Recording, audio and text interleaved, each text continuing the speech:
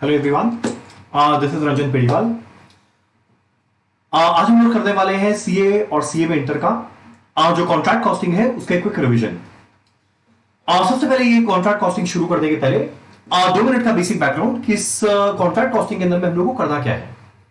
अब देखो, बहुत तरह के इंडस्ट्री होते हैं और जो बहुत तरह की इंडस्ट्री है उसको हम लोग मेन 3 कैटेगरी में क्लासिफाई कर सकते हैं। कुछ वैसा इंडस्ट्री रहेगा जो मैन्युफैक्चरिंग ऑफ गुड्स में डील करेगा, यानी जो रॉ मटेरियल परचेज किया उसको कन्वर्ट किया फिनिश गुड्स में और फिनिश गुड्स में कन्वर्ट करने के बाद उसको सेल कर रहा है। वैसा कंपनी जो अपना कॉस्ट कैलकुलेट करेगा वो क्या फॉलो करने वाला है? Process costing. नेक्स्ट, कुछ इंडस्ट्री वैसा रहेगा जो सर्विस सेक्टर में डील करेगा, जो सर्विस सेक्टर को बिलोंग करता है। जैसे एग्जांपल हो गया ट्रांसपोर्टेशन या होटल या हॉस्पिटल, और इसके अलावा और बहुत कुछ, सिनेमा हॉल हो गया, पावर जनरेशन हो गया, ये सब कुछ। तो ये सारा का सारा कंपनी जो अपना कॉस्ट कैलकुलेट करेगा ये क्या फॉलो करेगा? ऑपरेटिंग कॉस्टिंग या सर्विस कॉस्टिंग। तीसरा कंपनी भी है, तीसरा तरह का इंडस्ट्री भी है जो क्या चीज में डील करने वाला है? Long term construction project. Long term construction project का मतलब क्या? वैसा कंस्ट्रक्शन प्रोजेक्ट जिसको कंप्लीट करने में मोर देन 1 अकाउंटिंग ईयर लगे। यदि अगर मान लो एक पर्टिकुलर ईयर में शुरू हुआ और अगर बाई चांस उसी साल में वो कंप्लीट हो गया तो वो लॉन्ग टर्म नहीं है। लॉन्ग टर्म कंस्ट्रक्शन प्रोजेक्ट में क्लासिफाई होने के लिए एक प्रोजेक्ट को 1 साल के ऊपर चलना जरूरी है, तब वो क्या माना जाएगा? Long term construction project. और जैसे एग्जांपल हो गया कंस्ट्रक्शन ऑफ बिल्डिंग, या हो गया ब्रिज, या हो गया मॉल्स, या हो गया फ्लाईओवर। तो ये सारा का सारा को कंस्ट्रक्ट करने में 1 साल से ऊपर लगता है। इस तरह का कंपनी जो अपना कॉस्ट निकालेगा वो क्या फॉलो करने वाला है? Contract costing. तो हमारा पहला बात ये कहां लगने वाला है? लॉन्ग टर्म कंस्ट्रक्शन प्रोजेक्ट में। दूसरा बात, अभी जो हमारा कंस्ट्रक्शन इंडस्ट्री है जो कॉन्ट्रैक्ट है, इसके अंदर में 2 तरह के लोग रहेंगे। कौन कौन रहेंगे? 2 तरह के लोग। एक हमारा रहेगा, एक रहेगा जिसको हम लोग क्या बोलेंगे? कॉन्ट्रैक्टर।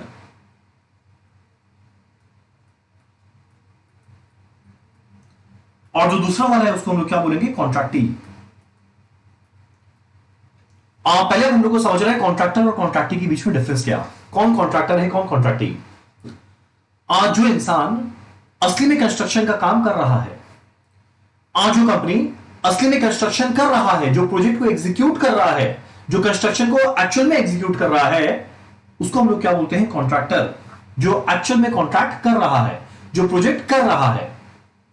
कॉन्ट्रैक्टी जिसके बोलने पे कर रहा है, जिसके बेनिफिट के लिए कर रहा है, उसको हम लोग क्या बोलने वाले हैं? कॉन्ट्रैक्टी। तो कॉन्ट्रैक्टर और कॉन्ट्रैक्टी के बीच में एक अग्रीमेंट या कॉन्ट्रैक्ट साइन होगा।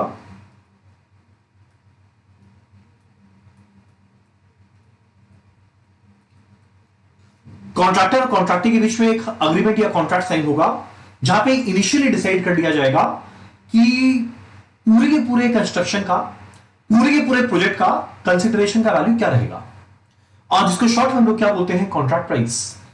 तो शुरू में डिटरमाइन किया जाएगा कि कंपनी, कॉन्ट्रैक्टर जो काम कर रहा है वो कुल मिला के टोटल कंसिडरेशन कितने कंसिडरेशन के लिए कर रहा है, उसको हम लोग क्या बोलते हैं? Contract price. तो एकदम सिंपल बात, कॉन्ट्रैक्टिंग जिसके लिए काम हो रहा है, कॉन्ट्रैक्टर जो काम कर रहा है, दोनों के बीच में अग्रीमेंट साइन हुआ, कॉन्ट्रैक्ट है। उस कॉन्ट्रैक्ट के अंदर में पहले से कंसिडरेशन डिटरमाइन हुआ, जो काम खत्म होने पर इनफैक्ट इंस्टॉलमेंट के द्वारा, थोड़ा थोड़ा थोड़ा पार्ट पेमेंट के द्वारा हमारा कॉन्ट्रैक्टी कॉन्ट्रैक्टर को कुल मिला के कंसिडरेशन क्या देगा, इसको हम लोग क्या बोलते हैं? Contract price. ठीक, हमारा अगला बात। अब हमारा अगला क्वेश्चन उठता है, असली में देखो ये कंस्ट्रक्शन का काम कौन कर रहा है? कॉन्ट्रैक्टर। असली में कंस्ट्रक्शन का काम कौन कर रहा है? कॉन्ट्रैक्टर। तो जो कॉन्ट्रैक्ट अकाउंट बनेगा, जो कॉन्ट्रैक्ट अकाउंट बनेगा, ये भी किसके बुक्स में बनेगा? In the books of contractor. करेगा क्या कॉन्ट्रैक्टर? एक कॉन्ट्रैक्ट अकाउंट बनाएगा जहां पे रिकॉर्ड करेगा हर साल उस कंस्ट्रक्शन प्रोजेक्ट में कितना खर्चा लगा, हर साल कितना काम सर्टिफाई हो गया इनके द्वारा, और कितना काम जो शुरू हुआ पर खत्म नहीं हो पाया, अनसर्टिफाइड पड़ा रह गया, और उसके बेसिस पे वो कैलकुलेट करेगा उसका उस पर्टिकुलर ईयर में प्रॉफिट क्या है। तो ये 2 मिनट का, 2 भी नहीं इनफैक्ट 5 मिनट का बेसिक बैकग्राउंड था कि कॉन्ट्रैक्ट कॉस्टिंग हम लोग को करना क्या था। अब पूरा का पूरा डिस्कशन रहेगा कॉन्ट्रैक्टर के बुक्स में। तो एक काम करते हैं, हम लोग सीधा देखते हैं कॉन्ट्रैक्ट अकाउंट के अंदर में क्या क्या एंट्री रहेगा, क्या ट्रांजैक्शन रहेगा, और हर एक का लॉजिक, हर एक का कारण क्या है। चलो ये एक फॉर्मेट हम बनाकर रखे हैं कॉन्ट्रैक्ट अकाउंट का, जो सीधा देखते हैं क्या है।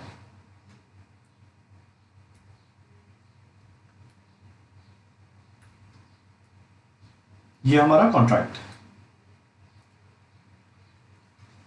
अब देखो यहां पे लिखा हुआ है contract number dot dot dot dot account for year ending, जो भी रहेगा। अब इस बात को समझना। अब ऐसा ना कि कॉन्ट्रैक्टर ऐसा नहीं है साल भर में खाली कंस्ट्रक्शन का काम करेगा। साल भर में बहुत प्रोजेक्ट आता है, जैसे एग्जांपल लो एलएनटी हो गया, लार्सन टुब्रो, या वाले एग्जांपल के तौर पे सिंप्लेक्स हो गया। तो ये सारे के सारे कंपनी के पास साल भर में बहुत कॉन्ट्रैक्ट आते हैं, बहुत कंस्ट्रक्शन प्रोजेक्ट आता है। तब ऐसा नहीं है वो सारे कंस्ट्रक्शन प्रोजेक्ट का मिला जुला के एक साथ में पीएल बनाएगा, लास्ट में एक पीएल बनेगा कंसोलिडेटेड। पर शुरू में जरूर जानने का कोशिश करेगा कि कौन सा प्रोजेक्ट से उसको प्रॉफिट आया, कौन सा प्रोजेक्ट उसके लिए उतना प्रॉफिटेबल नहीं रहा। इसी वजह से वो अलग से ट्रैक करेगा कि हर एक कॉन्ट्रैक्ट के अंदर में क्या क्या एक्सपेंस लगा है, क्या उसका उस साल इनकम आया, ताकि उसको पता चले हर एक रिस्पेक्टिव अकाउंट में प्रॉफिट लास्ट में क्या कमाया। चलिए काम करें, फटाफट जरा देखते हैं कॉन्ट्रैक्ट अकाउंट में क्या क्या आने वाला है। चलो ये जैसा कि पीएल बनता है डेबिट क्रेडिट दो साइड के साथ, वैसे ये है पर्टिकुलर अमाउंट रुपीज। सबसे पहले देखो खर्चा करना पड़ेगा। सबसे पहले खर्चा में क्या करना पड़ेगा, कुछ मटेरियल परचेज करना पड़ेगा। सिंस ये एक्सपेंस है कहां पर आएगा, कॉन्ट्रैक्ट अकाउंट के डेबिट साइड में, to material purchase, to material purchase. अब हमारा अगला क्वेश्चन उठता है, जो मटेरियल परचेज होगा वो कहां कहां से होगा। तीन तरीका है। पहला, ये सीधा सप्लायर से परचेज करेगा, फ्रॉम सप्लायर। अगला, ये सेंट्रल स्टोर्स डिपार्टमेंट में एक साथ पूरे के पूरे इंडिया के रिक्वायरमेंट को मंगवाएगा। फिर जो स्टोर्स वाला है वो हर एक प्रोजेक्ट में जहां जहां जितना मटेरियल का रिक्वायरमेंट है उसको उतना ट्रांसफर करेगा। इंडिया के अंदर में मान लो यह एक कंट्री जिसमें मान लो बहुत सारा प्रोजेक्ट इसका चल रहा है, ये सारा कंस्ट्रक्शन साइट। अब एक ऑप्शन है हर कंस्ट्रक्शन साइट वाला सीधा सप्लायर से परचेज करे, तो ये आएगा मटेरियल परचेज फ्रॉम सप्लायर। अगला ऑप्शन है ये सारे के सारे लोग, सारे के सारे साइट अपना रिक्वायरमेंट हेड ऑफिस में बताए, एक सेंट्रल टीम में बताए, और ये सेंट्रल टीम सीधा सप्लायर से परचेज करेगा। और एक और मटेरियल यहां पर आ गया स्टोर्स के अंदर में, फिर वो हर एक प्रोजेक्ट को ट्रांसफर करेगा। तो देखो इस पर्टिकुलर प्रोजेक्ट के अंदर में मटेरियल पहुंचेगा। आइदर वो कहां से आ सकता है, सीधा सप्लायर से, या वो कहां से आएगा, स्टोर्स डिपार्टमेंट से, या कभी कभी मान लो ये एक प्रोजेक्ट चल रहा था जो कंप्लीट हो गया, और अगर कंप्लीट हो गया तो ऑब्वियस सा बात है, हो सकता है इसके कंप्लीट होने के बाद कुछ मटेरियल पड़ा रह जाए। अगर मटेरियल पड़ा रह जाए, इसके पास दो रास्ता है, आइदर ये बाजार में बेच देगा, या दूसरा रास्ता ये क्या करेगा, बाकी साइड से पूछेगा कि भाई आपको चाहिए या नहीं। बाकी साइड से पूछेगा आपको किसी को मटेरियल का रिक्वायरमेंट है या नहीं, और अगर बाई चांस रहा वो क्या करेगा, उनको ट्रांसफर करेगा। तब देखो मटेरियल आया तीन जगह से, पहला स्टोर से आया, सॉरी सप्लायर से आया,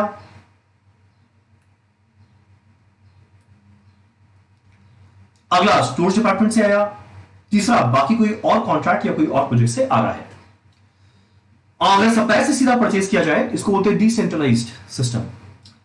अगर स्टोर्स परचेज कर रहा है पूरे इंडिया का रिक्वायरमेंट, और उसके बाद अगर वो हर एक प्रोजेक्ट को ट्रांसफर कर रहा है, इसको बोलते हैं सेंट्रलाइज्ड। एक जगह से परचेज हुआ, फायदा क्या, बल्क डिस्काउंट का, नुकसान क्या, कैरिंग कॉस्ट एक साथ लगेगा, इतना बड़ा जगह चाहिए, प्लस ट्रांसपोर्टेशन तो एनीवे सप्लायर के केस में भी लगता है।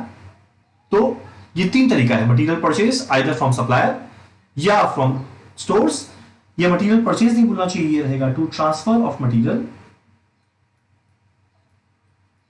From other contract. डन। तो हमारा पहला खर्चा था वो था मटेरियल परचेज का। चलो यहां तक हमारा हो गया। नेक्स्ट, अब एक और मटेरियल आ गया। अब मटेरियल आने के बाद हमारा कंपनी रियलाइज करता है यार इस मटेरियल में कुछ डिफेक्टिव है, यह मटेरियल उस क्वालिटी को मीट नहीं करता। तो वो क्या करेगा, जो परचेज किया था उसको वापस रिटर्न करेगा। अब रिटर्न को दिखाने का दो तरीका है, आइदर हम लोग जो परचेज किए थे यहां से लेस करके दिखाएं, या दूसरा तरीका है इसको हम लोग क्रेडिट साइड में दिखाएंगे। तो हम लोग जनरली यहां पर क्या करते हैं, क्रेडिट साइड में दिखाते हैं बाय परचेज रिटर्न। क्वेश्चन उठता है रिटर्न कहां किया जाएगा, किसको किया जाएगा, जिससे परचेज किया उसको रिटर्न करेंगे। आइदर हम लोग रिटर्न करेंगे सप्लायर से परचेज किए तो सप्लायर को, या स्टोर से अगर लिए तो रिटर्न टू स्टोर, या तीसरा अगर मान लो इसका कंस्ट्रक्शन का काम खत्म और एक्सेस मटेरियल बच गया जो किसी और प्रोजेक्ट में दे रहा है, तब वो क्या बोल के दिखाएगा, ट्रांसफर्ड टू अदर कॉन्ट्रैक्ट। और ये क्या होगा, ट्रांसफर फ्रॉम अदर कॉन्ट्रैक्ट। मेरे पास आया, मेरे लिए खर्चा है डेबिट में, हम किसी को दिए तो उससे चार्ज करेंगे, मेरे लिए इनकम है क्रेडिट में। ठीक, तो देखो यहां तक बड़ा सिंपल था। हम लोग बात की मटेरियल परचेज और परचेज रिटर्न का। अब कुछ टिपिकल बात जो मटेरियल के केस में रह सकता है। अब यहां पे दो तीन छोटा छोटा बात है, जरा ध्यान से सुनना। पहला बात, काफी और जो मटेरियल ये परचेज करता है कंपनी, एंड में देखता है इसके पास सरप्लस रह गया। अगर ये सरप्लस रह गया तो वो क्या करेगा, मार्केट में जाएगा, उसको जाकर बेच देगा। या मान लो डिफेक्टिव था सप्लायर और मान लो मेरी गलती की वजह से कुछ प्रॉब्लम हुआ तो सप्लायर लेगा नहीं, हमको बाजार में जाके बेचना पड़ेगा। अब मान लो मटेरियल परचेज किए थे 100 रुपए का, ठीक, मान लो मार्केट में गए और मार्केट में जाके मटेरियल को बेचे हैं 70 रुपीज में। तो 100 में खरीदा हुआ मटेरियल अगर हम बाजार में बेच रहे हैं 70 रुपए में, तो देखो मेरा 30 रुपए का नुकसान हो गया। अगर 30 रुपए का नुकसान हो गया, अगर 30 रुपीज का नुकसान हो गया, तो क्वेश्चन उठता है 30 रुपए का नुकसान का क्या होगा। अब एक बात समझना, ये जो कॉन्ट्रैक्ट अकाउंट बना रहे हैं, इसको बनाने का ऑब्जेक्टिव क्या है, ये निकालना कि कंस्ट्रक्शन को एग्जीक्यूट करके कंपनी कितना कमाया, कंस्ट्रक्शन को एग्जीक्यूट करके ये कंपनी कितना अर्न किया। अब अगर बाई चांस हम लोग ये 30 रुपए के मटेरियल का बेचने में जो लॉस हुआ उसको कॉन्ट्रैक्ट अकाउंट के अंदर ही रहने दिए, तो लास्ट में जो प्रॉफिट आएगा ना, वो प्रॉफिट जितना आना चाहिए उससे 30 रुपीज कम हो जाएगा। पर मेरा ऑब्जेक्टिव तो वो कम करना था ही नहीं। तब इस सिचुएशन में हम लोग क्या करेंगे, मटेरियल को बेच के जितना लॉस हुआ, with normal day to day feature तो है नहीं कंस्ट्रक्शन इंडस्ट्री का, तो जो 30 रुपए का नुकसान आया वो सिंस मेरे प्रॉफिट को घटा रहा है, हम वापस उसको बढ़ाएंगे। प्रश्न उठता है कैसे, जो 30 रुपए का लॉस आया उसको कॉन्ट्रैक्ट अकाउंट के अंदर नहीं रहने देंगे, उसको ट्रांसफर कर देंगे। क्वेश्चन उठता है कहां पे, कॉस्टिंग पीएल में। तो देखो 100 था डेबिट, 70 है क्रेडिट। जिन्हें अगर आप लोग समझो तो नेट में मेरा लिखा गया है डेबिट साइड में 30 रुपया, नेट में मेरा डेबिट साइड में लिखा गया है 30 रुपया, जिसकी वजह से डेबिट साइड में 30 रुपया ज्यादा हुआ तो प्रॉफिट कम होगा। इस 30 रुपए के इफेक्ट को हटाना है तो ठीक उल्टा लिखेंगे, बाय कॉस्टिंग पीएल। क्या बोल के लिखेंगे, by costing PL, loss on sale of material. Question उठता है कितने का, 30 रुपए का। डन। तो ये था हमारा अगला बात। अब कुछ लोग के माइंड में क्वेश्चन आएगा कि मान लीजिए भैया यहां पे लॉस नहीं हो गया, प्रॉफिट हो जाए तो कोई दिक्कत नहीं है। मान लो यहां पे 100 की चीज को 120 में बेचे, मान लो यहां पे 100 की चीज को 120 में बेचे, तो देखो 20 रुपए का प्रॉफिट हो गया। तो 20 रुपए का प्रॉफिट हुआ, डेबिट में 100 लिखे, क्रेडिट में 120 लिखे, यानी नेट में तो देखो क्रेडिट में हम लोग 20 रुपए लिखा, और जो नेट में क्रेडिट में 20 रुपए लिखा उसको हटाने के लिए मेरे को डेबिट में लिखना पड़ेगा। क्या बोल के लिखेंगे, जरा देखना, to costing PL, profit on sale of material कितना, 20। तो जो मेरा नेट में 20 क्रेडिट में लिखा हुआ था, डेबिट में लिख के उसको हम लोग इफेक्ट को एलिमिनेट कर दिए। तो ये हमारा दूसरा बात था, सेल ऑफ मटेरियल तो क्रेडिट में आएगा, और अगर बेचने के समय कुछ प्रॉफिट या लॉस हो जाए, कहां ट्रांसफर करेंगे, कॉस्टिंग पीएल। डन। हम लोग आराम से समझ रहे हैं धीरे धीरे हर एक चीज को। तो ये हमारा तीसरा बात था, जिसमें कुछ लॉस हुआ या कुछ प्रॉफिट हुआ। डन। नेक्स्ट आखिरी बात, मान लो ये पीरियड होता है खत्म, और अगर वैसा सी पीरियड खत्म होता है तो साल के एंड में हो सकता है कुछ क्लोजिंग स्टॉक बचा रह जाए। और जैसे कि आप लोग जानते हैं क्लोजिंग स्टॉक हम लोग कहां लिखते हैं, क्रेडिट साइड में। तो देखो हम लोग क्या लिखे, by closing stock of raw material, या by material at site, site में मटेरियल पड़ा रह गया, बाय मटेरियल एट साइट हो गया। अब मान लो साल के एंड में जब क्लोजिंग स्टॉक को हम लोग यहां पे रिकॉर्ड किए, तो हमारा हर एक कंपनी साल के एंड में जरूर देखता है कि साल के एंड में बुक्स के हिसाब से क्लोजिंग स्टॉक कितना है, और फिजिकल वेरिफिकेशन करके देखता है क्लोजिंग स्टॉक कितना है। आप क्वेश्चन उठते हैं ये क्या दोनों रिकंसाइल करता है, जरूरी नहीं है करे, इनफैक्ट जनरली नहीं करता है। तो जो डिफरेंस आएगा जनरली क्या रहेगा, बुक्स में स्टॉक का वैल्यू ज्यादा रहेगा, जब फिजिकल वेरिफिकेशन करेंगे स्टॉक का वैल्यू कम रहेगा, यानी कुछ ना कुछ शॉर्टेज हो जाएगा। तो जो शॉर्टेज या डिस्क्रिपेंसी है, जो शॉर्टेज है उस शॉर्टेज को इधर हम लोग मान सकते हैं नॉर्मल लॉस हो गया, या मान सकते हैं अबनॉर्मल लॉस हो गया। अब एक बात देखो, हम लोग को पता है कि जैसे ही अबनॉर्मल लॉस आता है, वो कभी भी कॉन्ट्रैक्ट अकाउंट का पार्ट या कोई भी कॉस्ट शीट का पार्ट नहीं हो सकता। अबनॉर्मल चीज को हम लोग कभी कस्टमर से रिकवर थोड़ी करेंगे, या अबनॉर्मल चीज को डाल के हम लोग थोड़ी जज करेंगे मेरा प्रॉफिट कितना आया है इस कंस्ट्रक्शन को एग्जीक्यूट करके। तो हम लोग क्या करेंगे, उस अबनॉर्मल लॉस को कॉस्टिंग पीएल में ट्रांसफर कर देंगे। तो हम लोग क्या लिखेंगे, बाय कॉस्टिंग पीएल, ये क्या चीज का है, अबनॉर्मल लॉस ऑफ मटेरियल। तुम लोग इसके थोड़ा सा नंबर्स के साथ बताते अच्छा रहता, जरूर बताते हैं। देखो मानो मेरा मटेरियल परचेज किया हुआ था 1000 का 31 मान लो 30 मार्च को लिए, या मान लो 1 मार्च को लिए, और मान लो कोई मटेरियल यूज नहीं हो पाया, तो मेरा क्लोजिंग स्टॉक पूरा 1000 रहना चाहिए था। मेरा क्लोजिंग स्टॉक पूरा 1000 रहना चाहिए था। पर जब साल के एंड में देखे तो पता चला यार मेरा क्लोजिंग स्टॉक 1000 नहीं है, मान लो मेरा क्लोजिंग स्टॉक कितना है 900। तो मेरे को यहां पे 900 रिकॉर्ड करना पड़ेगा। फिजिकल वेरिफिकेशन के द्वारा देखा गया क्लोजिंग स्टॉक है 900। तो देखो 1000 डेबिट साइड में दिखाए, क्लोजिंग स्टॉक में 900 दिखाएंगे, 1000 डेबिट साइड में दिखाए, क्लोजिंग स्टॉक में 900 दिखाएंगे। जैसे नेट में तो हम 100 रुपया डेबिट साइड में दिखाया, और जो नेट में 100 रुपया डेबिट साइड में दिखाया वो क्या है, जो करेंट ईयर में लॉस हो गया वही तो है। अगर बाई चांस इसको हम अबनॉर्मल लॉस माने और ऐसे ही पड़ा रहने दे, तब तो देखो भैया मेरा डेबिट साइड में 100 रुपया आ गया, और अगर डेबिट साइड में 100 रुपया आ गया, इससे मेरा खर्चा बढ़ के प्रॉफिट कम हो गया अबनॉर्मल कारण की वजह से, जो नहीं चलेगा। इसी वजह से इसको हटाने के लिए हम लोग क्या ट्रांसफर करेंगे, बाय कॉस्टिंग पीएल। तो बाय कॉस्टिंग पीएल में लेके जाएंगे 100, तो देखो यहां पे भी 1000, यहां पे क्लोजिंग स्टॉक है 900, यहां पे 100, तो न्यूट्रल करके इसके इफेक्ट को हटा दिया। अगला क्वेश्चन उठता है, अगर मान लो कि नॉर्मल लॉस हुआ तो क्या मेरे को उसका कुछ एडजस्टमेंट करना चाहिए, तो आंसर है कुछ नहीं करना चाहिए, no treatment of normal loss. कारण क्या है, अगर बाई चांस से नॉर्मल लॉस है तब तो ये एनीवेज कॉन्ट्रैक्ट का पार्ट बनेगा। तब इस सिचुएशन में यहां पे 1000 था, यहां पे 900 लिखे, 100 मेरा डेबिट साइड में रिकॉर्ड हो गया नॉर्मल लॉस। अगर बाई चांस ये नॉर्मल लॉस है तो खर्चा बन के आ गया, और नॉर्मल लॉस है तो एनीवेज कॉन्ट्रैक्ट अकाउंट में आना चाहिए, जो आया हुआ है, तो एनीवेज हम लोग इसको नहीं हटाएंगे। तो देखो ये था हमारा अगला बात, मटेरियल रिलेटेड सारा चीज, ठीक। जो बहुत डिटेल में जा रहे हैं, material purchase debit side, purchase return credit side, बेचे क्रेडिट पे लिखेंगे, प्रॉफिट या लॉस आया ट्रांसफर टू कॉस्टिंग पीएल। साथ के एंड में देखे अगर बाई चांस कुछ अपना क्लोजिंग स्टॉक है वो तो है, कोई अगर बाई चांस शॉर्टेज या डिस्क्रिपेंसी आया, जानने का कोशिश करो। अगर नॉर्मल नेचर का है कोई ट्रीटमेंट नहीं, अब नॉर्मल नेचर का है कहां ट्रांसफर करो, बाय कॉस्टिंग पीएल। डन, ये था हमारा पहला खर्चा मटेरियल। अब इसके बाद नेक्स्ट एलिमेंट में क्या आएगा,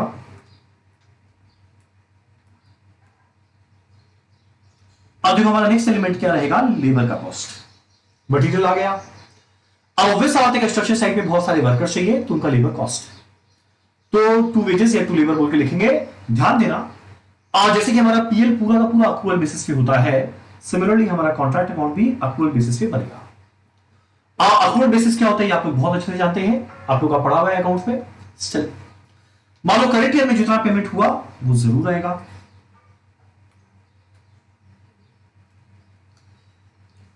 करेंट ईयर में जितना एक्सपेंस पे हुआ वो जरूर आएगा, मान लो 1000 रुपया। मान लो साल के एंड में कुछ आउटस्टैंडिंग पड़ा रह गया, आउटस्टैंडिंग मतलब क्या, जो इस साल से रिलेट करता था पर इस साल पे नहीं हो पाया, इस साल से रिलेट करता था पर इस साल पे नहीं हो पाया, पर भाई है तो इसी साल का, इस साल जोड़ना पड़ेगा, तो ऐड करेंगे मान लो 100 रुपया, ठीक। अब कुछ आउटस्टैंडिंग रहा होगा पिछले साल का, मान लो सेकेंड ईयर का है, कुछ आउटस्टैंडिंग रहा होगा पिछले साल का, तो देखो जो पिछले साल का आउटस्टैंडिंग है वो करंट ईयर में पे हुआ, और करंट ईयर में पे हुआ मतलब इसमें जुड़ा हुआ होगा, पर यार वो तो पिछले साल का था, हटाना पड़ेगा, इसलिए देखो लोग माइनस किए, मान लो कितना है 50, ठीक।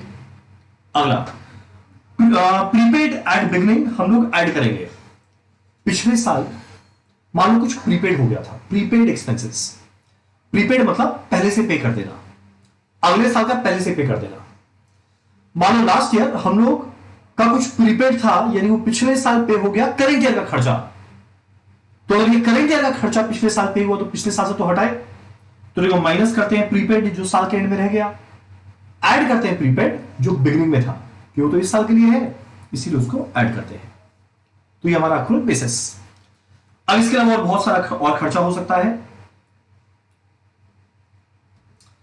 और एग्जांपल के तौर पे कोई और अदर एक्सपेंसेस में सब कॉन्ट्रैक्टिंग चार्जेस हो गया। अब मान लो कोई एक पर्टिकुलर काम कॉन्ट्रैक्टर करने में उतना सक्षम नहीं है तो वो क्या करेगा, किसी और कॉन्ट्रैक्टर के पास जाएगा और अपने पूरे कॉन्ट्रैक्ट का एक पोर्शन डेलीगेट करेगा। तो जो पोर्शन डेलीगेट करेगा उसके लिए वो आदमी चार्ज करेगा। उस चार्ज को क्या बोलते हैं, सब कॉन्ट्रैक्टिंग चार्जेस। कारण क्या, देखो वो आदमी कॉन्ट्रैक्टर का कॉन्ट्रैक्टर है तो कौन है, सब कॉन्ट्रैक्टर, उसका जो चार्जेस को क्या बोलेंगे, सब कॉन्ट्रैक्टिंग चार्जेस। तो सब कॉन्ट्रैक्टिंग चार्जेस लिखे। इसके अलावा और टिपिकल खर्चा क्या हो सकता है, मैप एंड डिजाइन। अगला हो सकता है architect fees. Map and design architect fees माने क्या, काफी बार जब कंस्ट्रक्शन का काम शुरू होता है तो काम शुरू होने के पहले एक लेआउट तैयार किया जाता है। मतलब ऐसा नहीं है बिल्डिंग बनाना शुरू किए, सही नहीं लगा चलो तोड़ के वापस बनाएंगे, फिर बनाना शुरू किया मजा नहीं आया चलो तोड़ के वापस बनाएंगे। पहले एक लेआउट फाइनल होता है। ये कौन करता है, आर्किटेक्ट। तो आर्किटेक्ट जब ये काम कर रहा है उसके लिए कुछ पैसा चार्ज करेगा। आज जितना पोर्शन कॉन्ट्रैक्टर बेयर कर रहा है जनरली वही बेयर करेगा जनरली, तो उसको वो खर्चा है उसके लिए वो डेबिट साइड में आ जाएगा। मैप एंड डिजाइन, ये इसके अलावा कोई भी और चार्ज, यानी शॉर्ट मटेरियल के बारे में डिटेल में बात की है। इसके अलावा और जो भी खर्चा है, लेबर का हो गया, सब कॉन्ट्रैक्टिंग हो गया, मैप एंड डिजाइन हो गया, आर्किटेक्ट फीस हो गया, वो सारा का सारा डेबिट में आएगा। नेक्स्ट एक आखिरी बात, काफी बार कंस्ट्रक्शन साइट के अंदर में आप लोगों को आइडिया होगा कुछ कुछ इक्विपमेंट को लाया जाता है। तुम लोग कैसे इक्विपमेंट, जैसे क्रेन आप लोग देखे होंगे, जेसीबी बीच में एक बार बड़ा फेमस हुआ था। तो कंस्ट्रक्शन साइट में जाएगा, कोई चीज को इस तरीके से उठाएगा, उठाने का दूसरी जगह डालेगा, क्या है वो क्रेन। अब ऑब्वियस बात है जो क्रेन है वो उसके लिए एक फिक्स एसेट है, क्योंकि इसका यूजफुल लाइफ ऐसा तो नहीं एक साल में इसका यूटिलिटी खत्म हो जाएगा, कई सालों तक चलेगा। और देखो अगर ये फिक्स है तो एक बात हम लोगों को पता होना चाहिए, कॉन्ट्रैक्ट अकाउंट एक तरह का पीएल तो है। लास्ट में उद्देश्य क्या है, प्रॉफिट निकालना। लास्ट में उद्देश्य क्या है, प्रॉफिट निकालना। और अगर ये एक तरह का पीएल है तो मेरे को बताने का जरूरत ही नहीं, आप लोगों को पता है पीएल के अंदर में फिक्स एसेट का पूरा वैल्यू नहीं, फिक्स एसेट का खाली डेप्रिसिएशन आता है। तो देखो हमारा अगला क्या आने वाला है, डेप्रिसिएशन ऑन प्लांट। ठीक, अब तुम लोग ब्रैकेट में ये ऑल्टरनेटिव 1 क्या लिखे हैं, बताते क्या लिखे हैं। देखो प्लांट का वैल्यू को कॉन्ट्रैक्ट अकाउंट में रिकॉर्ड करने का दो तरीका है। आइदर हम लोग खाली डेप्रिसिएशन लिखे जो हम लोग जनरली लिखेंगे, या मान लो अगर बाय चांस कोई प्लांट स्पेसिफिकली एक कॉन्ट्रैक्ट के लिए आया है, एक कंस्ट्रक्शन साइट है उसी के लिए आया है, तो हम लोग क्या करते हैं उसके पूरे परचेज वैल्यू को यहां पर दिखा देते हैं। तुम लोग ये बात तो गलत है, खाली डेप्रिसिएशन आना चाहिए। वेट आएगा, मान लो 1000 करोड़ का था, मान लो डेप्रिसिएशन रेट 10% है, तो 1000 का 10% कितना आना चाहिए, 100। ये एक तरीका। या दूसरा तरीका क्या रहेगा, हम लोग पूरे के पूरे प्लांट की वैल्यू 1000 को यहां पर दिखाएंगे। ऑल्टरनेटिव 2, दोनों मत कराना, कोई दोनों में से एक तरीका करना। पूरे के पूरे 1000 के परचेज को दिखाएंगे और साल के एंड में देखेंगे यार इस प्लांट का वैल्यू क्या बच गया। तो देखो 100 रुपए अगर डेप्रिसिएशन है तो 1000 में से 100 जाएगा, तो साल के एंड में ईयर एंड में प्लांट का डब्ल्यूडीवी क्या बचेगा, 900। हम लोग यहां पर क्या लिख देंगे, 900। तो देखो डेबिट में लिखे 1000, क्रेडिट में लिखे 900, तो यानी नेट में तो 100 ही लिखे हैं। तो एक ऑप्शन है हम लोग सीधा 100 लिखे, या दूसरा ऑप्शन है प्लांट परचेज और डब्ल्यूडीवी अलग अलग दिखाए, नेट में क्या बन जाएगा, 100। डन। अब अगर बाई चांस प्लांट परचेज दिखा रहे हैं तो प्लांट अगर कुछ सेल हुआ तो वो भी आएगा, कुछ प्रॉफिट या लॉस आया वो भी कॉस्टिंग पीएल में जाएगा। तो अगर प्लांट परचेज का वैल्यू दिखाए तब तो देखो सेल वेल सबका अकाउंटिंग करना पड़ेगा। इस वजह से मेरे को बेटर जो लगता है, एक सेकेंड, इस वजह से मेरे को जो बेटर लगता है ऑप्शन 2 को हटाओ। अगर बहुत सारा इंफॉर्मेशन है परचेज सेल ये सबका, सीधा का सीधा कैलकुलेट कर साल भर में डेप्रिसिएशन कितना वो लिख देना। और सोचो अगर डेप्रिसिएशन लिख रहे हैं तो प्लांट परचेज सेल डब्ल्यूडीवी ये सब कंस्ट्रक्शन कॉन्ट्रैक्ट अकाउंट में कुछ नहीं आएगा। ठीक, आखिरी बात वही loss on sale of plant, profit on sale of plant, ये सब देखो ऑप्शन 2 में। लास्ट में कुल मिला के इसको बोलते हैं पहला स्टेज। फर्स्ट स्टेज में जितना मेरा खर्चा लगा डेबिट साइड में ऐड कर दिए, क्रेडिट में कुछ कुछ लिखा हुआ है लेस कर दिए, मेरे को सीधा मिलेगा पहला साल ये कॉन्ट्रैक्ट में कुल मिला के कॉस्ट क्या लगा। हम लोग क्या लिखेंगे, बाय बैलेंस शीट डैश लिखे cost of work to date, जिसको हम शॉर्ट में बोलते हैं काउ TD, cost of work to date. ठीक, तो मेरा पहला साल का कॉस्ट कितना आया हम लोग कैलकुलेट किए और सेकेंड स्टेज में कैरी ब्रॉड फॉरवर्ड कर दिए। हो गया यहां तक। तो पहला स्टेज में कुछ नहीं था, मटेरियल परचेज रिटर्न, सेल किए, प्रॉफिट या लॉस आया। इसके अलावा अगर क्लोजिंग स्टॉक है, क्लोजिंग स्टॉक के दौरान अगर देखा गया कोई शॉर्टेज या डिस्क्रिपेंसी आया तो नॉर्मल है तो कुछ नहीं करेंगे, अब नॉर्मल कॉस्टिंग पीएल में चला जाएगा। Labour subcontracting, map and design, architect fees, ये सब कुछ अक्रूवल बेसिस पे, सारे एक्सपेंस अक्रूवल बेसिस पे। प्लांट परचेज के डेप्रिसिएशन या दूसरा ऑप्शन है purchase, sale, WDV, profit loss, सब कुछ दिखाएगा। काउंट आया, सेकंड स्टेज में गया। अब सेकंड स्टेज के क्रेडिट में बस दो चीज आएगा, हमारा काम खत्म। क्या है वो दो चीज? पहला बाय डब्ल्यूआईपी वर्क सर्टिफाइड, अगला आएगा बाय डब्ल्यूआईपी वर्क अनसर्टिफाइड, तीसरा आएगा बाय एस्केलेशन। तो ये मेरा 9th बात, या इसको 9 नंबर लिख देते हैं। वर्क सर्टिफाइड, अनसर्टिफाइड, एस्केलेशन, ये सारा वैल्यू लिखेंगे। कॉस्ट पता है मेरे को, सीधा मिलेगा प्रॉफिट। इस प्रॉफिट को हम लोग क्या बोलते हैं, नॉशनल प्रॉफिट। तो जो लोग सीए वाले हैं उनके लिए कॉन्ट्रैक्ट अमाउंट बस यहीं तक है। जो सीएमए वाले हैं उनके लिए इसके बाद तीसरा स्टेज और है जो बड़ा सिंपल स्टेज है, वो एनीवेज हम लोग अलग से एक वीडियो में कवर करेंगे। डन। अब मेरे को बताना है वर्क सर्टिफाइड अनसर्टिफाइड क्या है। सुनो, नेक्स्ट हम लोग को समझना है वर्क सर्टिफाइड और अनसर्टिफाइड का मतलब क्या। चलो जरा जाने क्या है।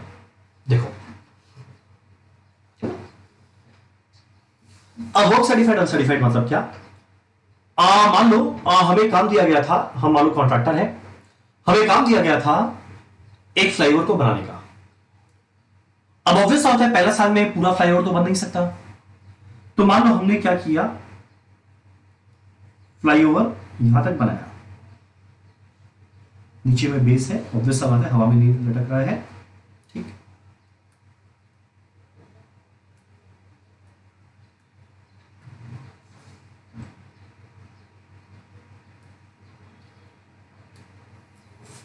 ठीक। अब फ्लाईओवर को बनाया गया, अब फ्लाईओवर को बनाने के बाद पहला साल हुआ कंप्लीट, तो इतना तक बना। और जब इतना तक बना है उस समय हमारा कॉन्ट्रैक्टर क्या करेगा, कॉन्ट्रैक्टर को बोलेगा कि सर पहला साल खत्म हुआ, हमने अपने हिसाब से काफी अच्छा प्रोग्रेस किया, और कॉन्ट्रैक्टर क्लेम करेगा 60% काम मैंने कर दिया। और अगर 60% काम कर दिया तो बोलेगा एक काम करिए, जितना शुरू में कॉन्ट्रैक्ट प्राइस डिटरमाइन हुआ था, जैसा कि हम लोग वीडियो के बिगिनिंग में डिस्कस किए कि बिगिनिंग में डिसाइड हो जाएगा कॉन्ट्रैक्ट प्राइस क्या होगा, उसका 60% आप दे दो।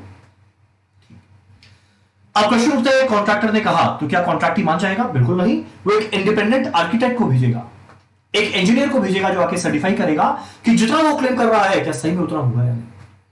अब वो आया, आने के बाद वो देखेगा फ्लाईओवर में कि इन्होंने कहा 60% तक हो गया, पर क्या रियलिटी में 60% हुआ? पर रियलिटी में उनके कंक्लूजन के हिसाब से 50%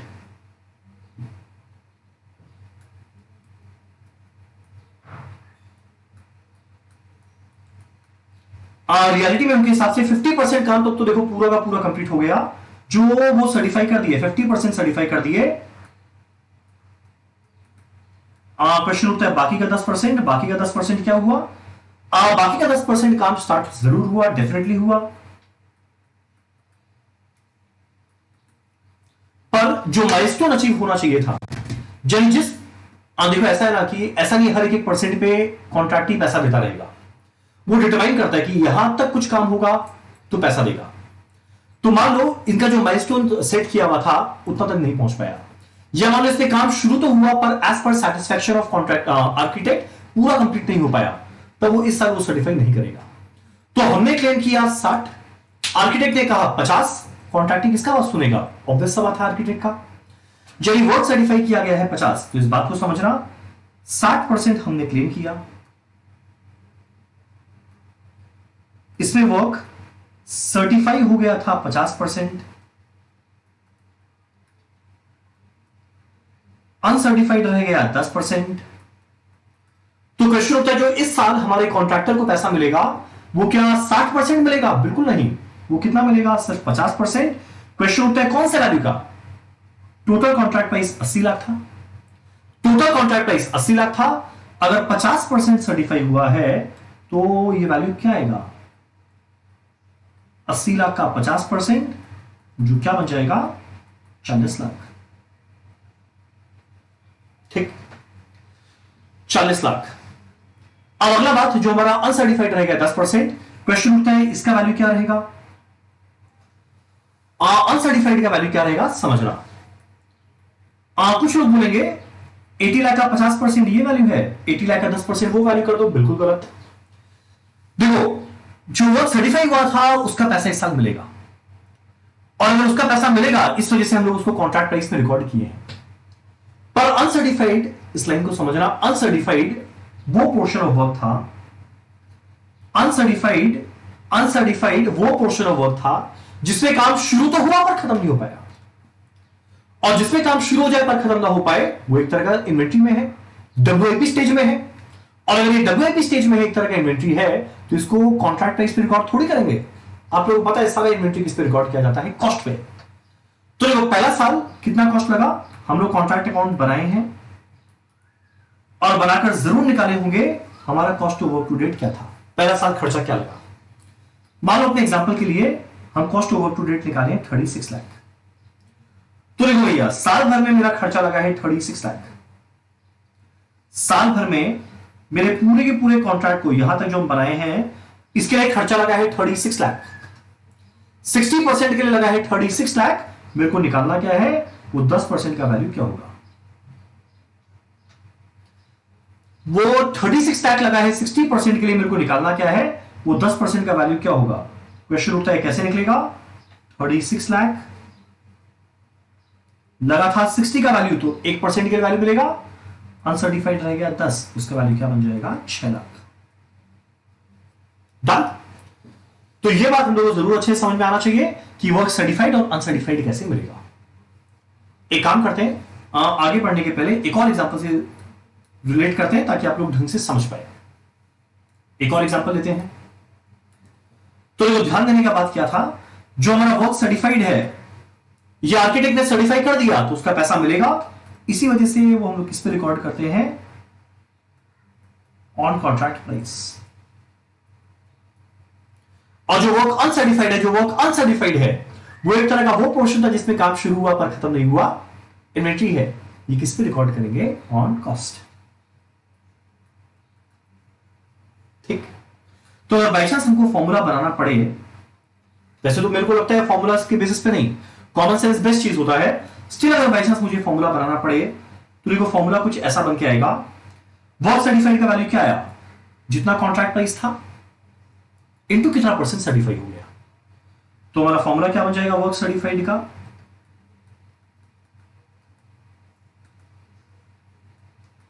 जितना कॉन्ट्रैक्ट प्राइस था इनटू वर्क सर्टिफाइड परसेंटेज। अगला वर्क अनसर्टिफाइड का वैल्यू कैसे मिलेगा? ये किस पे कैलकुलेट कर रहे थे? कॉस्ट पे। तो देखो जितना खर्चा लगा था वो 60 के लिए था, तो जो अनसर्टिफाइड 10 रहेगा उसका वैल्यू क्या होगा? इसको हम लोग कैसे रिकॉर्ड कर सकते हैं? कितना खर्चा लगा divided by total percentage into uncertified percentage.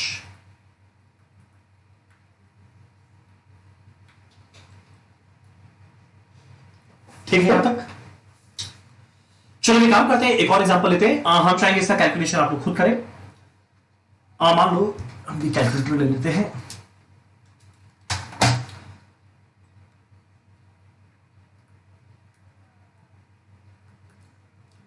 मान लो एग्जांपल कॉन्ट्रैक्ट प्राइस है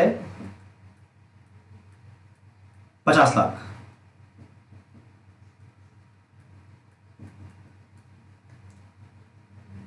कॉन्ट्रैक्ट प्राइस है 50 लाख। मान लो cost of work to date कितना है, 25 लाख। ठीक, मान लो कॉन्ट्रैक्टर क्लेम कर रहा है कि उसके हिसाब से 80% वर्क सर्टिफाई हो गया, 80% काम कंप्लीट हो गया,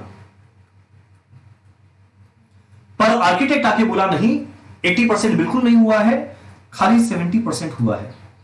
तो सर्टिफाई किया गया है 70% और बाकी 10% क्या रह गया है, अनसर्टिफाइड। हमें कैलकुलेट क्या करना है, सर्टिफाइड और अनसर्टिफाइड का वैल्यू क्या होगा। तो ये वर्क सर्टिफाइड का वैल्यू कैसे मिलेगा,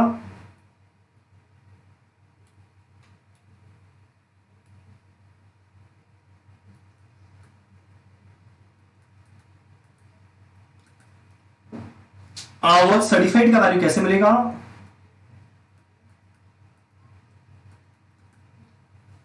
जो काम सर्टिफाई हो गया उसका पैसा मिलेगा। कॉन्ट्रैक्ट प्राइस क्या था, 50 लाख, उसका 70% मिल जाएगा, यानी कितना आने वाला है, 35 लाख। क्वेश्चन उठता है अनसर्टिफाइड का वैल्यू कैसे मिलेगा। अनसर्टिफाइड का वैल्यू कैसे मिलने वाला है, अनसर्टिफाइड का वैल्यू किस पे डिपेंड करता है। देखो अनसर्टिफाइड वो पोर्शन है जिसमें काम शुरू हुआ पर खत्म नहीं हो पाया, जो एक तरह का स्टॉक है, और अगर ये स्टॉक है किस पे वैल्यू करते हैं, कॉस्ट पे। तो देखो मेरा कॉस्ट का वैल्यू कितना है, 25 लाख,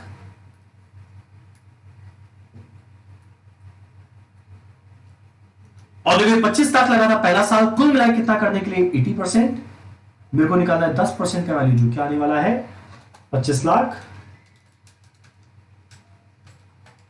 जाएगा 3,12,500। ठीक, तो देखो मेरा काउंटेड आया हुआ है।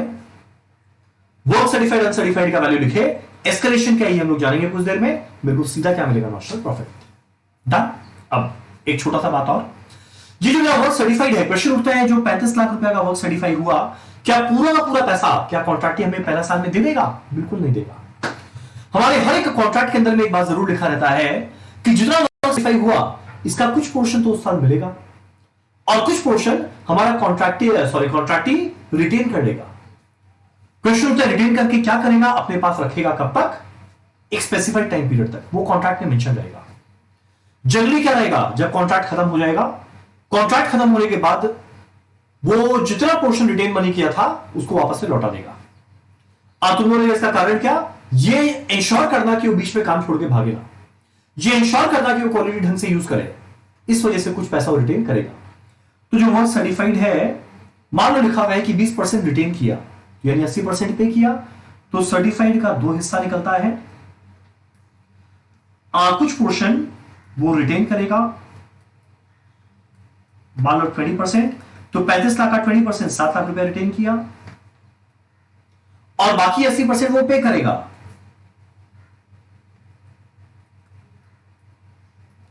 जो कितना बन जाएगा, 28 लाख।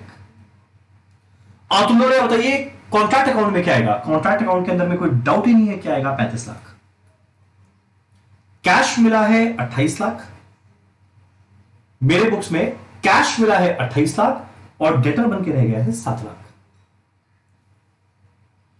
तो देखो जब हम लोग पी अकाउंट भी बनाते हैं तो भले कैश मिले या क्रेडिट में रहे, हम लोग तो टोटल सेल लिखते हैं, सेम लॉजिक यहां लगाओ। वर्क सर्टिफाइड पूरा 35 लाख लिखेंगे, पर जब बैलेंस शीट बनाने बोलेगा तो बैलेंस शीट में कैश रिसीव तो 28 लाख है और रिटेंशन रहेगा 7 लाख।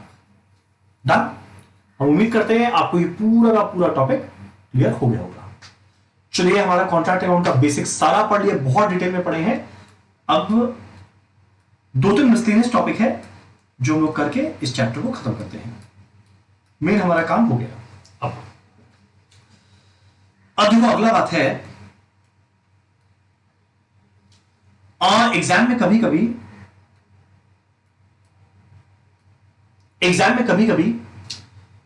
एस्टिमेटेड प्रॉफिट कैलकुलेट करने बोलता है। तो देखो एक बात, हम लोग जो अभी पहला साल का कॉन्ट्रैक्ट अकाउंट बनाना सीखे, तो पहला स्टेज में कॉस्ट आया, सेकंड स्टेज में वर्क सर्टिफाइड अनसर्टिफाइड लिखे नॉमिनल प्रॉफिट निकाले। क्वेश्चन होता है वर्ड नॉमिनल प्रॉफिट क्यों यूज करते हैं। नॉमिनल प्रॉफिट का मतलब ये नॉमिनल मुझे इतना लगता है प्रॉफिट हुआ, और सिंस ये लॉन्ग टर्म नेचर का है, तो जब तक हम श्योर ना रहे फ्यूचर में क्या आने वाला है, कंजर्वेटिज्म या प्रूडेंस बोलता है इसको अपना ट्रू प्रॉफिट नहीं मान सकते। यही कारण हम लोग वर्ड क्या यूज करते हैं, नॉशनल प्रॉफिट। अब एक होता है एस्टिमेटेड प्रॉफिट। तो नॉशनल प्रॉफिट पहले साल का प्रॉफिट था जो लोग पीएल में ले गए। अगला है एस्टिमेटेड प्रॉफिट, जो लोग जानते हैं क्या है। देखो, मान लो एक एग्जांपल के तौर पे लेते हैं, पहले बताते हैं एस्टिमेटेड प्रॉफिट का मतलब क्या। एस्टिमेटेड प्रॉफिट वो प्रॉफिट है, एस्टिमेटेड प्रॉफिट वो प्रॉफिट है जो एक कॉन्ट्रैक्टर कैलकुलेट करने का कोशिश करेगा ये जानने के लिए कि जिस दिन इसका कॉन्ट्रैक्ट पूरा खत्म हो जाएगा, कुल मिला के इस कॉन्ट्रैक्ट में टोटल ये क्या कमाने वाला है, कुल मिला के ये टोटल क्या कमाने वाला है। मान लो एग्जांपल के तौर पे लेते हैं, एक कॉन्ट्रैक्ट के अंदर में कॉन्ट्रैक्ट प्राइस है 1 करोड़, ये 80 लाख लेते हैं। मान लो कॉन्ट्रैक्ट प्राइस है 80 लाख, ठीक। अब मान लो ये बिगनिंग में हम लोग अग्री कर लिए हैं, कॉन्ट्रैक्ट प्राइस 80 लाख। बिगनिंग में टाइम पीरियड 0 यानी ईयर 1 के बिगनिंग में, जब हमने काम शुरू भी नहीं किया, बिगनिंग ऑफ ईयर 1,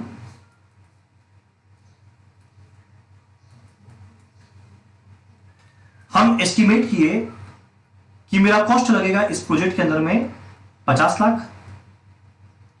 तो हम ईयर 1 के बिगनिंग में एस्टिमेट किए, मेरा एस्टिमेटेड प्रॉफिट क्या आएगा, 80 लाख कॉन्ट्रैक्ट प्राइस, खर्चा लगेगा 50 लाख, एस्टिमेटेड प्रॉफिट क्या आएगा 30 लाख, ठीक। ये शुरू में वो सोचा। अब मान लो पहला साल कंप्लीट हो गया, रियलिटी में कुछ खर्चा लगा। अब बिगिनिंग ऑफ ईयर 2,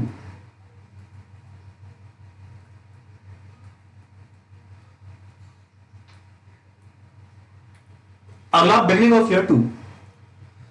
अब मान लो पहला साल जब कंप्लीट हो गया, तो मान लो काउटीडी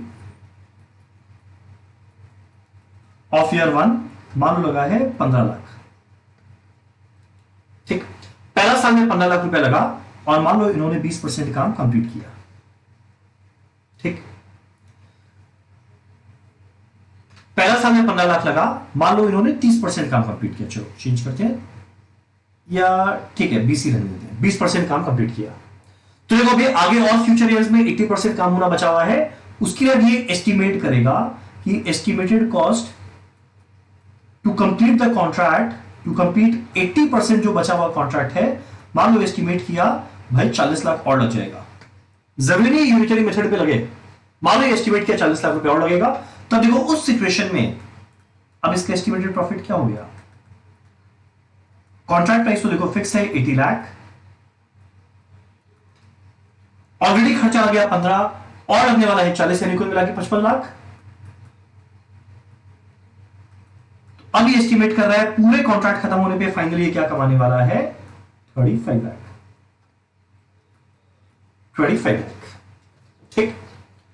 अब मान लो ईयर 2 भी कंप्लीट हुआ, बिगिनिंग ऑफ ईयर 3,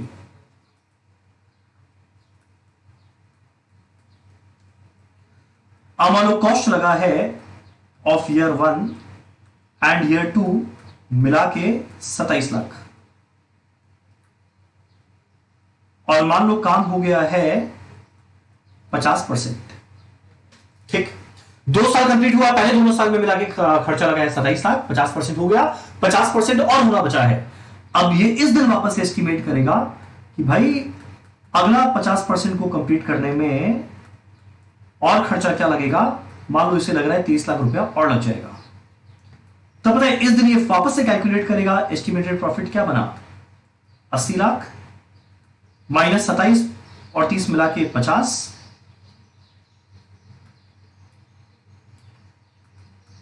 ये काम करते हैं, इसको 33 बना देते हैं, 60 लाख 20 लाख। चलिए एक बात समझना, जो हमारा कॉन्ट्रैक्टर है वो हर साल के एंड में, या देखा जाए तो दूसरे साल के बिगिनिंग में, ये जरूर एस्टिमेट करेगा एस्टिमेटेड प्रॉफिट क्या, और ये हर साल चेंज होगा। क्योंकि जब शुरू में एस्टिमेट किया तो पूरे ही एस्टिमेटेड था, पहला साल खत्म होने के बाद पहले साल का पता चला, आगे का एस्टिमेट किया, 2 साल खत्म होने के बाद पहले 2 साल का पता चला, आगे का एस्टिमेट किया। तो देखो एस्टिमेटेड प्रॉफिट मिल कैसे रहा है। अगर आप लोग ध्यान दो, एस्टिमेटेड प्रॉफिट हम लोग कैसे कैलकुलेट कर रहे हैं, एस्टिमेटेड प्रॉफिट कैसे कैलकुलेट कर रहे हैं, कितना कॉन्ट्रैक्ट प्राइस है टोटल में, वो तो फिक्स है 80 लाख, माइनस टोटल खर्चा क्या लगेगा, टोटल कॉस्ट में क्या आएगा, कितना ऑलरेडी लग गया प्लस फर्दर और कितना कॉस्ट लगने वाला है। और जब ये फर्दर कॉस्ट निकालेगा ना तो ध्यान देना, कोई अगर कंटिजेंसी है उसको कंसिडर करके, यानी इसको लग रहा है 50 लाख और 2-4 लाख और लग सकता है तो 2-4 लाख को और ऐड करके निकालेगा। प्रूडेंस क्या बोलता है, बी कंजर्वेटिव, प्रॉफिट अंडरस्टेटेड चलेगा, ओवरस्टेटेड नहीं होना चाहिए। ठीक, तो ये हमारा एस्टिमेटेड प्रॉफिट। तुम लोग बोलेंगे इसका कैलकुलेशन करना कैसे है, बड़ा सिंपल होता है।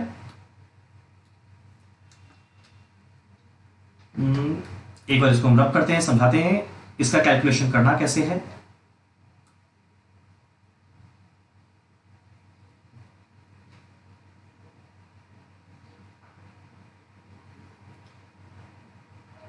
देखो इसका कैलकुलेशन करने का तरीका क्या है, एक चाहिए हमें कॉन्ट्रैक्ट प्राइस, वो डेफिनेटली क्वेश्चन में दिया रहेगा।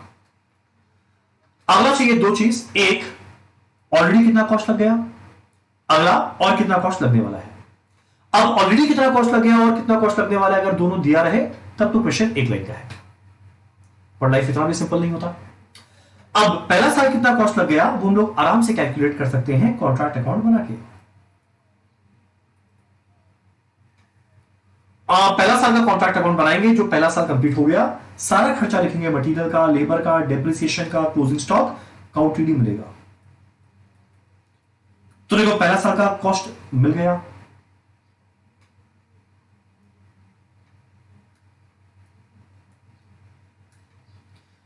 वही काउंटेड यहां लेकर गए, वर्क सर्टिफाइड, वर्क अनसर्टिफाइड से हमें नॉशनल प्रॉफिट मिलेगा। तो ये हमारा पहला साल का कॉन्ट्रैक्ट अकाउंट से काउंटेड मिल जाएगा, जो एस्टिमेटेड प्रॉफिट निकालने में हेल्प करेगा। तो ये कॉन्ट्रैक्ट प्राइस दिया ही रहेगा, काउंटेड हम लोग जस्ट लिखे। अब फर्दर एस्टिमेटेड कॉस्ट, यानी उसके बाद एक और कॉलम वो बनाकर देगा कि यार सेकेंड ईयर में और कितना खर्चा लगने का उम्मीद है। अब सेकेंड ईयर में और कितना खर्चा लगने का उम्मीद है, इसको कैलकुलेट करने का दो तरीका, आइदर हम लोग एक प्रोफॉर्मा कॉन्ट्रैक्ट अकाउंट बनाएं, या दूसरा तरीका एक स्टेटमेंट फॉर्म में बना लें। आज हम लोग प्रोफॉर्मा कॉन्ट्रैक्ट अकाउंट बनाते हैं सेकेंड ईयर का एस्टिमेटेड बेसिस पे। ध्यान देना ये सेकेंड ईयर का एक्चुअल नहीं है, सेकेंड ईयर में एस्टिमेटेड खर्चा क्या होने वाला है ये वो है।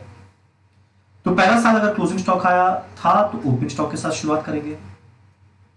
सेकेंड ईयर में मटेरियल का खर्चा क्या लगा, या लेबर क्या लगा, या ओवरहेड क्या लगा, या डेप्रिसिएशन क्या है, क्लोजिंग स्टॉक अगर है तो क्या है, सेकेंड ईयर का काउंटेड क्या है हमें मिलेगा। और ध्यान देना ये सारा का सारा वैल्यूज, ये सारा का सारा नंबर जो हम लोग लिखेंगे ये कोई भी वैल्यू एक्चुअल नहीं है, ये सारा वैल्यू एस्टिमेटेड है।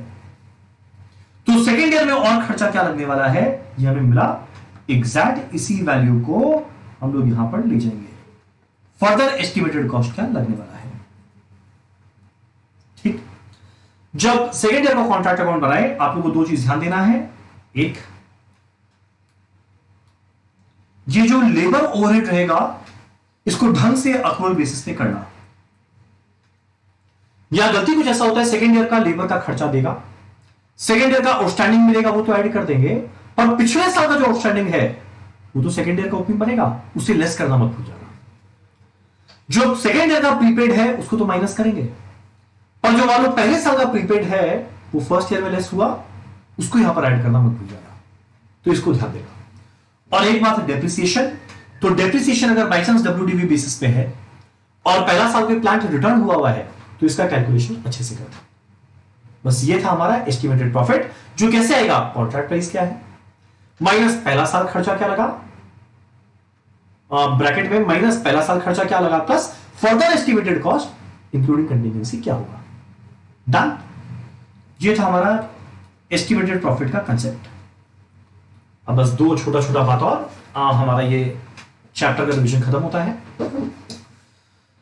हमारा अगला बात है, और एग्जाम में कभी कभी कॉन्ट्रैक्ट अकाउंट पहला साल का नहीं कोई सब्सिक्वेंट पीरियड का बनाने बोलेगा, और जब अगर सब्सिक्वेंट पीरियड का बनाने बोलेगा यानी सेकेंड ईयर का या थर्ड ईयर का या फोर्थ ईयर का या लास्ट ईयर का, तो वो कैसे बनेगा हम लोग को जानना है। जैसे नॉर्मली बनाते हैं एग्जैक्ट वैसे ही बनेगा, बस खाली 1 2 3 4 छोटा फर्क आएगा। क्या है वो, इनफैक्ट 4 भी नहीं बोलना चाहिए, 3 डिफरेंस रहेगा। क्या है वो, पहला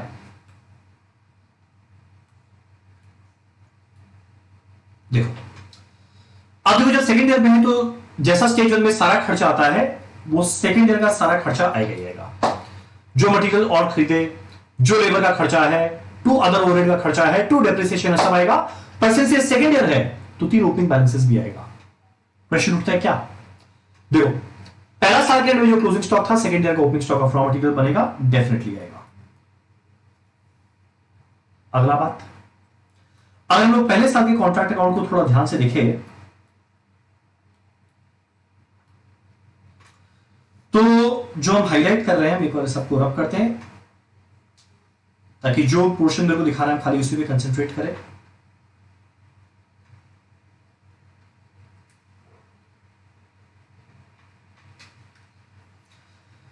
पहला साल में जो क्लोजिंग स्टॉक है वो सेकेंड ईयर का ओपनिंग बनेगा। पहला साल जो YWIP वर्क अनसर्टिफाइड है, ये हम क्या बोला था, ये वो काम जिसमें काम शुरू तो हुआ पर खत्म नहीं हुआ, वो एक तरह का क्लोजिंग स्टॉक है, तो अगले साल का ओपनिंग स्टॉक बन के आएगा। एक YWIP वर्क सर्टिफाइड, जितना पहला साल सर्टिफाई हो गया वो अगले साल ओपनिंग WIP वर्क सर्टिफाइड बन के आएगा। तुम बोलेगा क्लोजिंग स्टॉक ऑफ मटेरियल आ रहा है, लॉजिकल है। वर्क अनसर्टिफाइड का ओपनिंग बन के आ रहा है, वो भी लॉजिकल है। ये रॉ मटेरियल का क्लोजिंग स्टॉक ओपनिंग स्टॉक बन के आया, ये WIP का क्लोजिंग स्टॉक ओपनिंग स्टॉक बन के आया। पर YWIP वर्क सर्टिफाइड ओपनिंग में क्यों आएगा? देखो क्यों आएगा।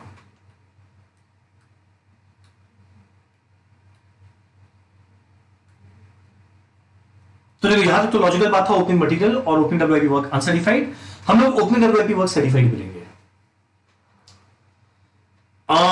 बताते हैं इसका इफेक्ट कैसे न्यूट्रलाइज हो जाता है। देखो मान लो पिछला साल तक वर्क सर्टिफाई हुआ था कॉन्ट्रैक्ट प्राइस का 50%, तो उतना ले लिया, ठीक। मान लो सेकेंड ईयर में 30% और सर्टिफाई हो गया। सेकेंड ईयर में मान लो 30% और सर्टिफाई हुआ, यानी सेकेंड ईयर का तो देखो इनकम खाली 30% होना चाहिए। पर पता है जब हम लोग लिखेंगे सेकेंड स्टेज में, दूसरे साल में जब हम लोग लिखेंगे YWIP वर्क सर्टिफाइड, तो हम लोग कॉन्ट्रैक्ट प्राइस का 30 नहीं, पहला साल में 50 था, सेकेंड ईयर में 30 और हुआ, कुल मिला के 80 हुआ। हम लोग कॉन्ट्रैक्ट प्राइस का 80% करके लिखेंगे। हम लोग कॉन्ट्रैक्ट प्राइस का 80% करके लिखेंगे। तो ये ध्यान दो, यहां लिखा हुआ है YWIP वर्क सर्टिफाइड लिखेंगे ऑन क्यूमुलेटिव बेसिस। अगर वैसे क्वेश्चन में वो क्यूमुलेटिव बेसिस दे तब तो बहुत बढ़िया, अगर ये वर्ड यूज ना करे तो लोग मानते हैं क्यूमुलेटिव ही है। या कभी कभी बोलेगा 50% का वैल्यू 30% का वैल्यू दोनों जोड़ के लिखेंगे। तो अब ध्यान दो, यहां पे नेट में हम लोग देखें ना तो कॉन्ट्रैक्ट प्राइस का 30% ही लिखे हैं, 50% डेबिट में लिखे, कुल मिला के 80 लिखे, यानी अल्टीमेटली तो खाली सेकेंड ईयर के इनकम लिखे। बस खाली लिखने का तरीका है, प्रेजेंटेशन का तरीका है, ठीक। आप लोग बोलेंगे अनसर्टिफाइड भी क्यूमुलेटिव रहेगा, ऑब्वियस सा बात है, नहीं ऐसा थोड़ी होगा पहला साल कुछ काम पेंडिंग क्यों किए, दूसरे साल वो तो कंप्लीट नहीं किए, कुछ और पेंडिंग कर दिया, तो काम कर क्या रहे। तो ये सेकेंड ईयर के एंड में जितना बचा रहेगा वो आएगा। तो देखो ध्यान देना, 4 बात। पहला ओपनिंग रॉ मटेरियल, अगला opening WIP work certified uncertified आया, लास्ट में वर्क सर्टिफाइड जब सेकेंड स्टेज में लिखेंगे वो क्यूमुलेटिव बेसिस पे आएगा, मेरे को सीधा मिलेगा नॉशनल प्रॉफिट, ठीक। देखो एक कंफ्यूजन होता है लोगों को जो क्लियर करना चाहेगा। और कुछ लोगों का कंफ्यूजन ऐसा रहता है कि जब हम लोग कॉन्ट्रैक्ट अकाउंट एस्टिमेटेड वाला बना रहे थे, समझना, जब एस्टिमेटेड प्रॉफिट के कैलकुलेट करने के लिए कॉन्ट्रैक्ट अकाउंट बना रहे थे, opening stock of raw material तो लिए, पर WIP वर्क सर्टिफाइड और WIP वर्क अनसर्टिफाइड का ओपनिंग बैलेंस नहीं आया था, ठीक। और तो ये भी सेकेंड ईयर के लिए था। जब यहां पे हम लोग बना रहे हैं तो देखो opening WIP work certified uncertified आ रहा है। तुम लोगों के दोनों में डिफरेंस क्या है? देखो पता है ये जो अकाउंट हम लोग बनाया था, ये जो अकाउंट हम लोग बनाए, ये अकाउंट हम लोग बना रहे हैं सेकेंड ईयर शुरू होने के बिगिनिंग में, सेकेंड ईयर शुरू होने के बिगिनिंग में। और इसका ऑब्जेक्टिव सेकेंड ईयर का कॉन्ट्रैक्ट अकाउंट बनाना नहीं है, इसका ऑब्जेक्टिव है खाली कॉस्ट कितना लगा वो निकाल, और कॉस्ट कितना लगा वो निकाल। तो इसके लिए चाहो तो कॉन्ट्रैक्ट अकाउंट मत भी बनाओ, खाली वर्किंग नोट बनाएंगे, उससे भी काम हो जाएगा। वर्किंग नोट में लिखते हैं कितना रॉ मटेरियल यूज हुआ, तो रॉ मटेरियल यूज के लिए तो देखो मेरे को opening stock plus purchase minus closing लेना ही पड़ता है। अगला लेबर का खर्चा क्या लगेगा, अगला ओवरहेड, अगला डेप्रिसिएशन क्या लगेगा, जोड़ के बता दे अगले साल खर्चा क्या लगेगा। तो ये हम लोग का बना रहे हैं सेकेंड ईयर के बिगिनिंग में, और वो भी एस्टिमेटेड बेसिस पे। जबकि ध्यान देना ये हम लोग का बना रहे हैं सेकेंड ईयर के एंड में, और वो भी एक्चुअल बेसिस पे, और उद्देश्य है प्रॉफिट निकालना, प्रॉफिट निकालना उद्देश्य है, इसीलिए सारा का सारा ओपनिंग बैलेंसेस आएगा। ठीक, ये हमारा दूसरा बात था। दो छोटा छोटा बात और एग्जाम में कभी कभी कॉन्ट्रैक्ट अकाउंट बनाने बोलता है, एक लाइन का बनता है। मान लो मेरा पहला साल में वर्क सर्टिफाइड हुआ था 50 लाख,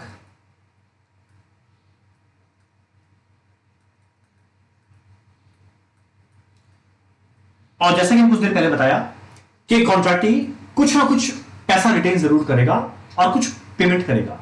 जो पेमेंट करेगा उसको हम लोग बोलते हैं प्रोग्रेस पेमेंट।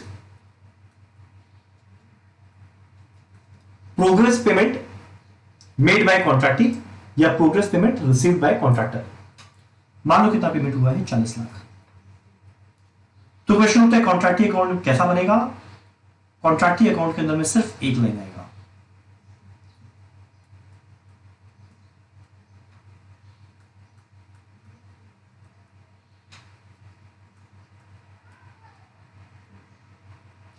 क्या आएगा, जितना पैसा मिला बाय बैंक, कितना 40 लाख, और ये बैलेंस को आगे कैरी फॉरवर्ड कर देंगे। सेकेंड ईयर ये आएगा by balance BD, second year और जितना पैसा मिला by bank to balance CD carry forward हो जाएगा, और ये सिलसिला चलता रहेगा चलता रहेगा। आखिरी साल में क्लोज करने के लिए कॉन्ट्रैक्टी में टू कॉन्ट्रैक्ट लिखेंगे, और कॉन्ट्रैक्ट के अंदर में बाय कॉन्ट्रैक्टी लिखेंगे, क्लोज हो जाएगा। अब तुम ये अकाउंट डिनोट क्या करता है, देखो भैया, कॉन्ट्रैक्टर कॉन्ट्रैक्टी से साल में बस एक ही बार बात करता है, वो है साल के एंड में जब उसको पैसा चाहिए, और जब पैसा मिलेगा तो भैया बैंक अकाउंट डेबिट हो रहा है, किससे मिल रहा है, कॉन्ट्रैक्टी से, तो इसीलिए लिख रहे हैं बाय कॉन्ट्रैक्टी, सॉरी इसीलिए लिख रहे हैं बैंक अकाउंट डेबिट टू कॉन्ट्रैक्टी। और ये जो 40 लाख है ना, ये एक तरह का एडवांस फ्रॉम कॉन्ट्रैक्टी है। एडवांस ले रहे हैं कस्टमर से। एडवांस नाम क्यों दे रहे हैं, कि जब तक पूरा कॉन्ट्रैक्ट खत्म ना हो जाए उसके पहले जो मेरे को पैसा मिल रहा है, एक तरह का एडवांस है। और अगर कोई एडवांस मिलता है कस्टमर से, वो तो लायबिलिटी है, इसीलिए देखो इसका ट्रेड बैलेंस बन रहा है। तुम लोगों का मतलब ये बैलेंस शीट में जाएगा, डेफिनेटली जाएगा। बैलेंस शीट में किस तरीका से जाएगा, लास्ट देखते हैं बैलेंस शीट का एक्सट्रैक्ट। देखो बैलेंस शीट का एक्सट्रैक्ट, बैलेंस शीट का कभी कभी एक्सट्रैक्ट बनाने बोलता है एग्जाम में।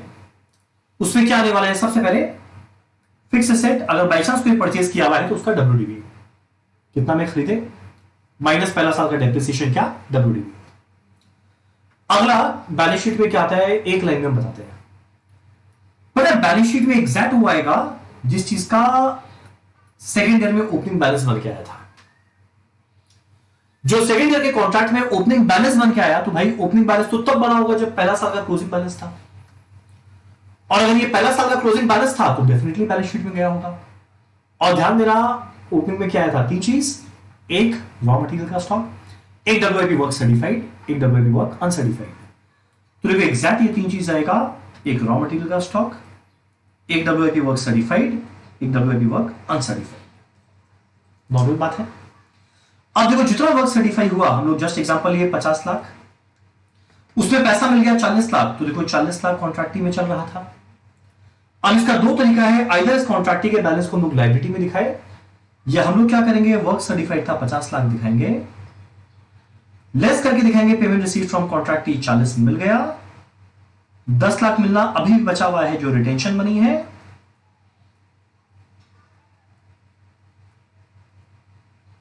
वो उसके लिए क्या है, असेट, एक उसके लिए क्या, एक तरह का डेटर। ठीक, तो fix asset raw material WIP work certified uncertified आया। सर्टिफाइड से हम लोग लेस करके दिखाते हैं generally payment receive from contract क्या है। इसके अलावा अगर मान लो कि प्रीपेड एक्सपेंसेस या आउटस्टैंडिंग एक्सपेंसेस था, तो जैसे नॉर्मली लायबिलिटी या असेट में आता है वो अपने आप आ जाएगा। डन। तो हम लोग बहुत डिटेल में विस्तार में डिस्कस किए कॉन्ट्रैक्ट अकाउंट, कॉन्ट्रैक्ट कॉस्टिंग में क्या था। अब देखो एक और कंसेप्ट होता है एस्केलेशन का।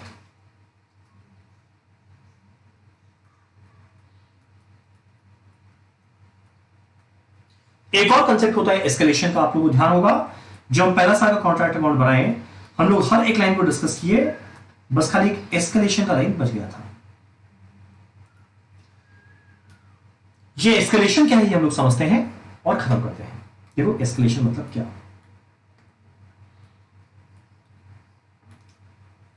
एस्केलेशन का मतलब क्या हुआ, एस्केलेट करना, एस्केलेट माने बढ़ाना, यानी इंक्रीज करना क्या चीज को, कॉन्ट्रैक्ट प्राइस को। क्वेश्चन उठता है ये कब होगा, कभी कभी किसी एग्रीमेंट या कॉन्ट्रैक्ट में कॉन्ट्रैक्टर इंसिस्ट करता है,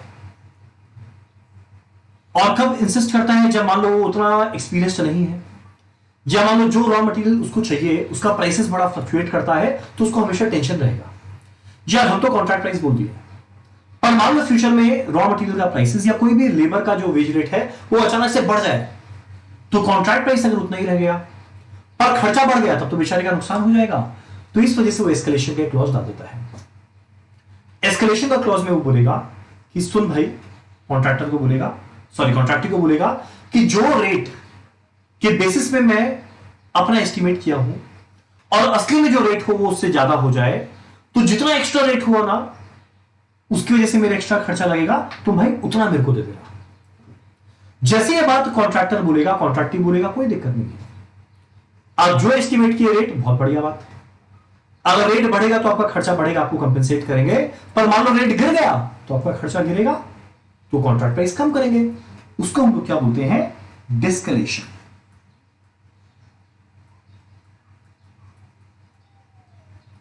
उसको हम लोग क्या बोलते हैं, डिस्कलेशन।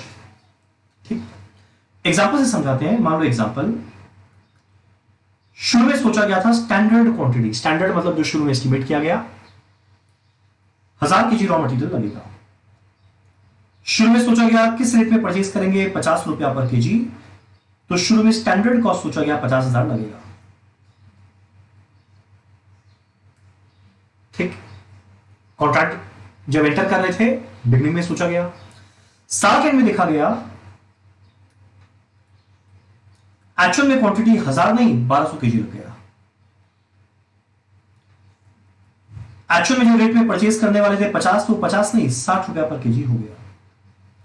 एक्चुअल कॉस्ट जो लगना चाहिए था 50,000 नहीं 1200 इंटू 60 72,000 लग गया। तो ध्यान दो यहां पे मेरा एक्स्ट्रा खर्चा कितना लग गया है, 22,000।